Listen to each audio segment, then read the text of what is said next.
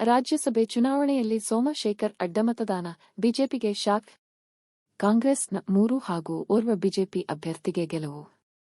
ರಾಜ್ಯಸಭೆ ಚುನಾವಣೆಯಲ್ಲಿ ST Somashekar ಅಡ್ಡಮತದಾನ, BJP shock. ರಾಜ್ಯ ವಿಧಾನಸಭೆಯಿಂದ ರಾಜ್ಯಸಭೆಯ 4 ಸ್ಥಾನಗಳಿಗೆ ನಡೆದ ಮತದಾನದ ಮುಕ್ತಾಯಗೊಂಡಿದೆ.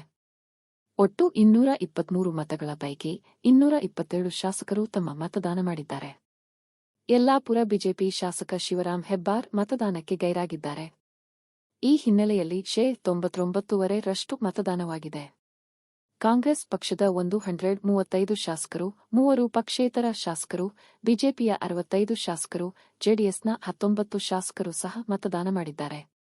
ಯಶವಂತಪುರ ಬಿಜೆಪಿ ಎಸ್ಟಿ ಸೋಮಶೇಖರ್ ಸ್ವಪಕ್ಷದ ಅಭ್ಯರ್ಥಿ ಬದಲಿಗೆ ಕಾಂಗ್ರೆಸ್ ಅಭ್ಯರ್ಥಿಗೆ ಮತ ಹಾಕಿದ್ದಾರೆ. ಇನ್ನು ಮತ್ತೋರ್ವ ಶಾಸಕ ಶಿವರಾಂ ಹೆಬ್ಬಾರ್ ಮತದಾನಕ್ಕೆ ಗೈರಾಗುವ ಮೂಲಕ ಇಬ್ಬರು ಬಿಜೆಪಿ ಶಾಕ್ ಕೊಟ್ಟಿದ್ದಾರೆ. ಇನ್ನು ಈ ಇಬ್ಬರು ಶಾಸಕರ ವಿರುದ್ಧ ವಿರೋಧ ಪಕ್ಷದ ನಾಯಕ ಆರ್. ಅಶೋಕ ತೀವ್ರವಾಗಿ ಅಸಮಾಧಾನ ವ್ಯಕ್ತಪಡಿಸಿದ್ದು, ಕಾನೂನು ಕ್ರಮ ತೆಗೆದುಕೊಳ್ಳುತ್ತೇವೆ ಎಂದು ಹೇಳಿದ್ದಾರೆ. ರಾಜ್ಯಸಭೆ ಚುನಾವಣೆಯಲ್ಲಿ ಕಾಂಗ್ರೆಸ್ನ 3 ಹಾಗೂ ಓರ್ವ ಬಿಜೆಪಿ ಅಭ್ಯರ್ಥಿಗೆ ಗೆಲುವು. ರಾಜ್ಯಸಭೆಯ ಸದ್ಯದ ಮತದಾನ ಪ್ರಕ್ರಿಯೆ ಗಮನಿಸಿದರೆ ಬಿಜೆಪಿ ಅಭ್ಯರ್ಥಿ ನಾರಾಯಣಸ ಬಾಂಡ್ಗೆ, ಕಾಂಗ್ರೆಸ್ನ ಅಜಯ್ ಮಕೇನ್, ನಾಸೀರ್ ಹುಸೇನ್ ಹಾಗೂ ಚಂದ್ರಶೇಖರ್ ಗೆಲುವು ಸಾಧಿಸಿದ್ದಾರೆ.